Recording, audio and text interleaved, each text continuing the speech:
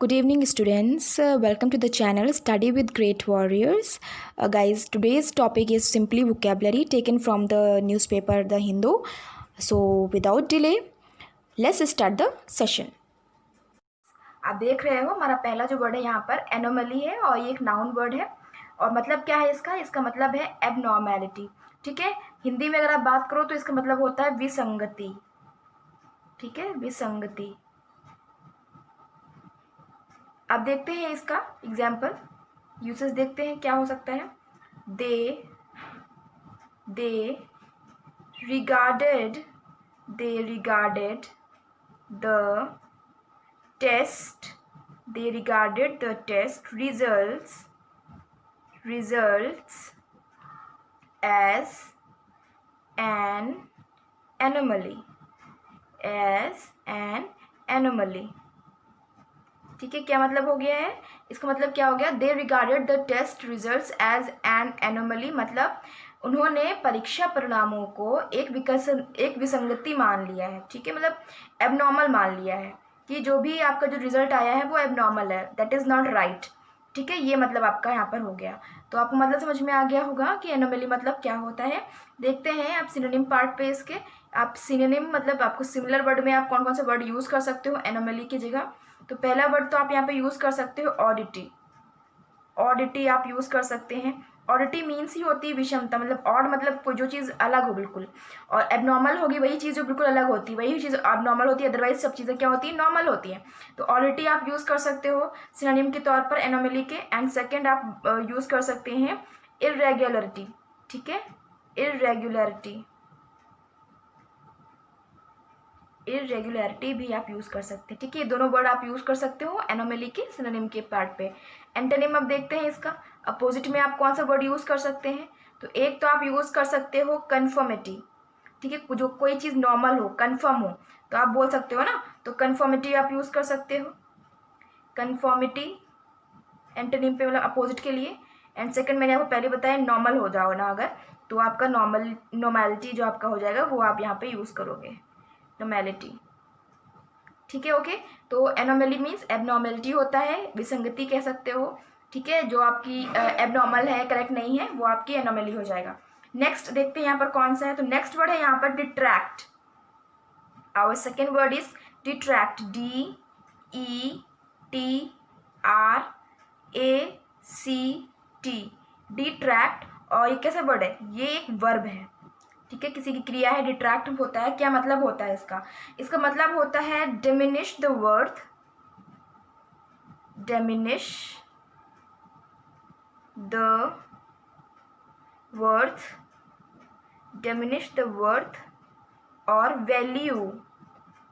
और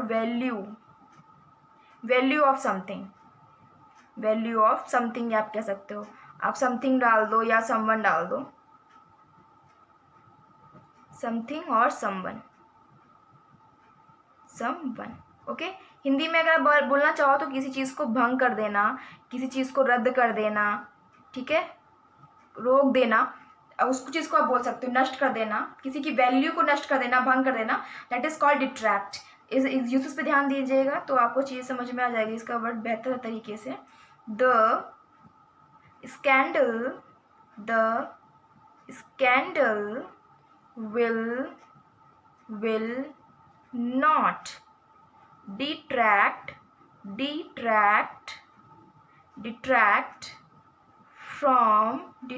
from her fame. The scandal will not detract from her fame मतलब क्या है? जो स्कैंडल है, स्कैंडल उसकी प्रसिद्धि से नहीं हट सकता, मतलब उसकी जो प्रसिद्धि है, जो स्कैंडल होगा अगर, तो उसकी जो उसकी प्रसिद्धि जो उसकी स्कैंडल है, स्कैंडल उसकी प्रसिद्धि से भंग नहीं होगा। ठीक है, ये मतलब यहाँ पर कहने का यहाँ पर मतलब है कि उसकी जो भी स्कैंडल होगा उसकी प्रसिद्धि को नहीं रोक सकता। ठीक है, मतलब यहाँ पर सिंपली आप ये समझ चलिए। ठीक, सिनोनिम देखते हैं क्या हो सकता है इसका use.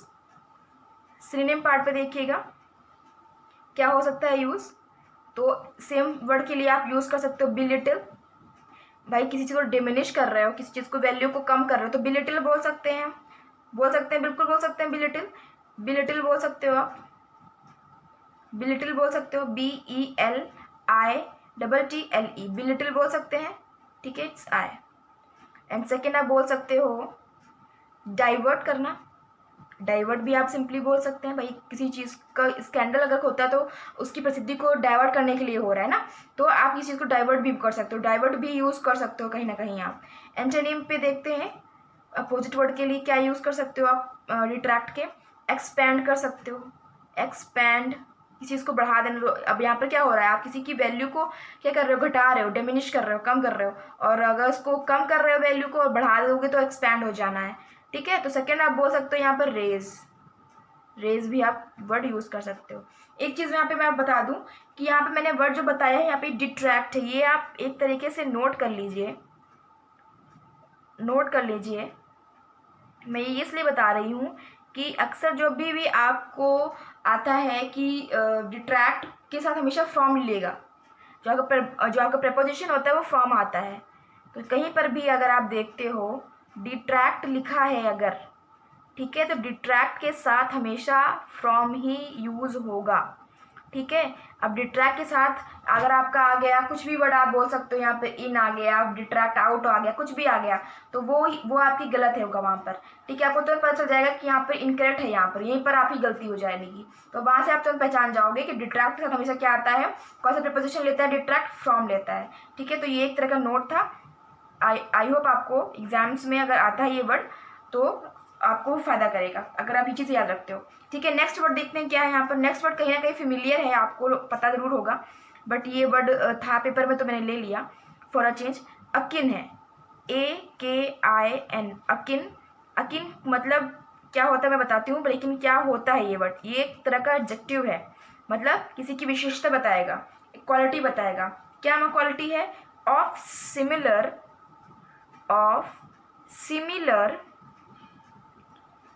Character, of similar character या फिर रिलेटेड कह सकते हो, ठीक है। ऑफ सिमिलर कैरेक्टर आप या फिर रिलेटेड कह सकते हो, किसी चीज़ के समान, ठीक है, समान, किसी चीज़ के समान, ऑफ सिमिलर टू समथिंग, ये आप बोल सकते हो अकिन मतलब। एग्जाम्पल्स देखिए, बात समझ में आ जाएगी बिल्कुल अच्छे से। They speak a language, they speak a language akin to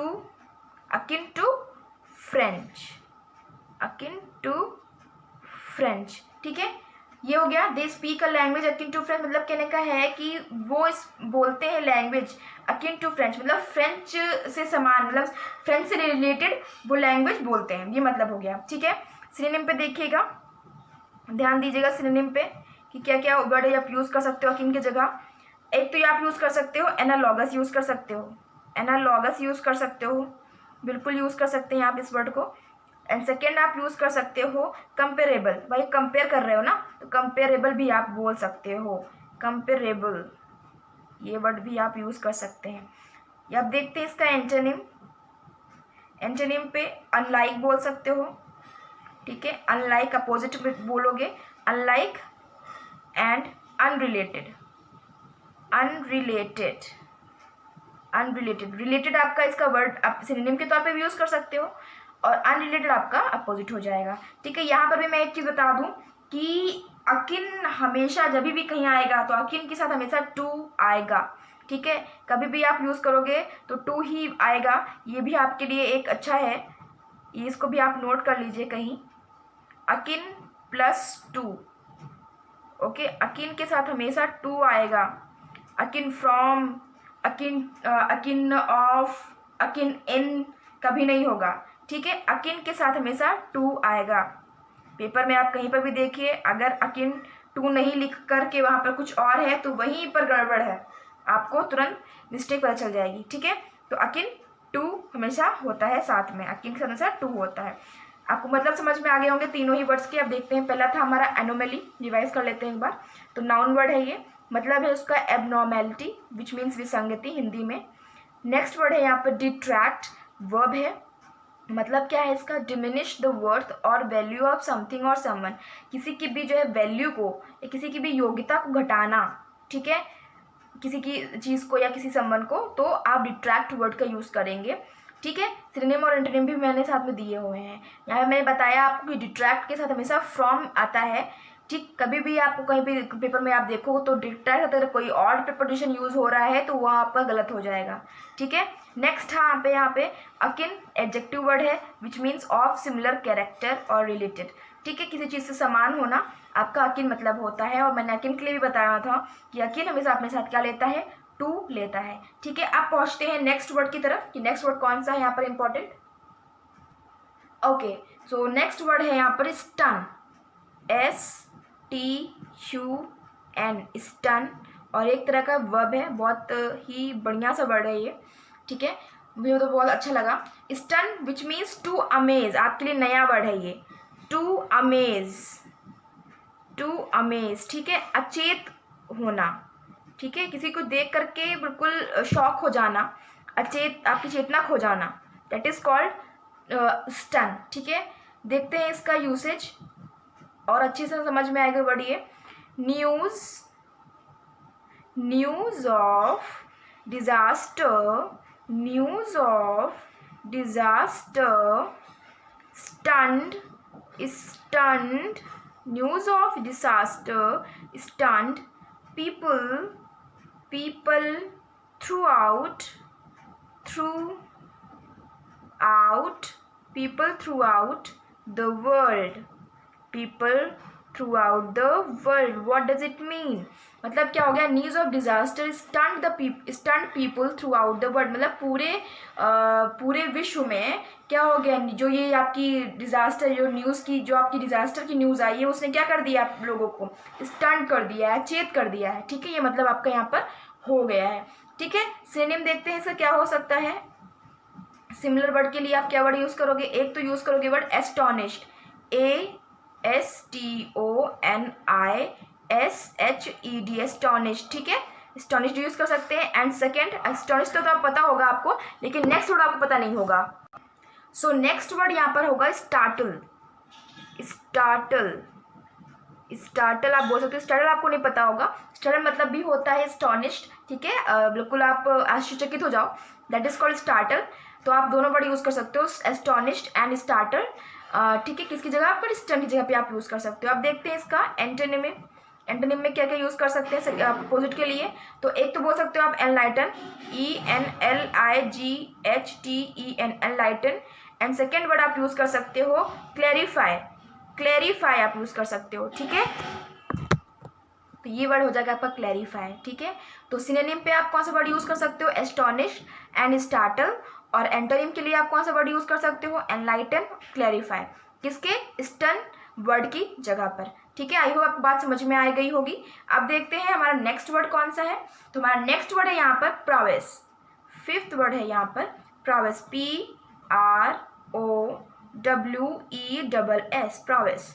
एक नाउन वर्ड है ये, और क्या मतलब है इसका, इसका मतलब होता है स्किल, स्किल। ठीक है, हिंदी में कौशल। ठीक है भाई, आपके पास हर सब लोगों के पास कुछ ना कुछ स्किल होती है जो आपको दूसरे पेपर से अलग बनाती है। ठीक है, तो आप देखते हैं इसका यूसेज। स्किल तो हम सबको पता है, लेकिन प्रोवेस जो आपका वर्ड है ये आपको नहीं पता होगा। She is always boasting, she is always boasting, she is always boasting about her dancing prowess। मतलब क्या हो गया, वो क्या करती रहती है, she is always, हमेशा क्या करती है, बोस्ट करती है, वो मतलब डींगे हाँकना कह सकते हो आप, बोस्ट करती रहती है अबाउट हर डांसिंग prowess, मतलब अपनी उसकी जो डांसिंग की जो स्किल है उसके बारे में वो अक्सर क्या करती रहती है, बोस्ट करती रहती है। ये मतलब हो गया आपका, आपको मतलब अब अच्छे समझ में भी आ गया होगा, वर्ड याद भी हो जाएगा अब आपको। देखते हैं इसका सिनोनिम और कौन सा वर्ड आप यूज़ कर सकते हो। एक आप बोल सकते हो मास्टरी, किसी चीज़ में मास्टरी होना, तो आप बोल सकते हो ना सिंपली कि भाई मुझे इस स्किल में मास्टरी है, तो मास्टरी वर्ड यूज़ कर सकते हो।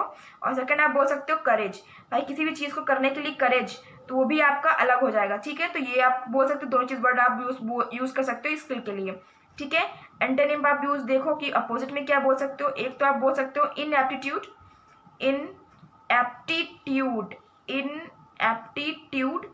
एंड सेकेंड आप यूज़ कर सकते हो इनएबिलिटी, इनएबिलिटी आप बोल सकते हैं। ठीक है, दोनों बोल सकते हैं। सिनोनिम आपका mastery and courage, and antonym आप बोल सकते हो इनएप्टीट्यूड एंड इनएबिलिटी। ओके, आपको बात समझ में आ गई होगी। प्रावेस एक नाउन वर्ड है विच मीन्स स्किल या फिर कौशल। ठीक है, नेक्स्ट वर्ड में देखते हैं, ध्यान देते हैं। नेक्स्ट वर्ड है यहाँ पर quack. Six and last word is quack, QUIRK, quack. ठीक है, और एक तरह का कैसा वर्ड है ये, नाउन, ये भी वर्ड है। और मतलब क्या होता है इसका मतलब होता है स्ट्रेंज एटीट्यूड और habit. Strange attitude, strange attitude और हैबिट। ठीक है, हिंदी में अगर आप देखो तो विचित्र व्यवहार आप बोल सकते हैं। ठीक है, ये आप बोल सकते हो। अब देखते हैं इसका एग्जाम्पल। ठीक है, यूसेज पे देखिएगा। We should accept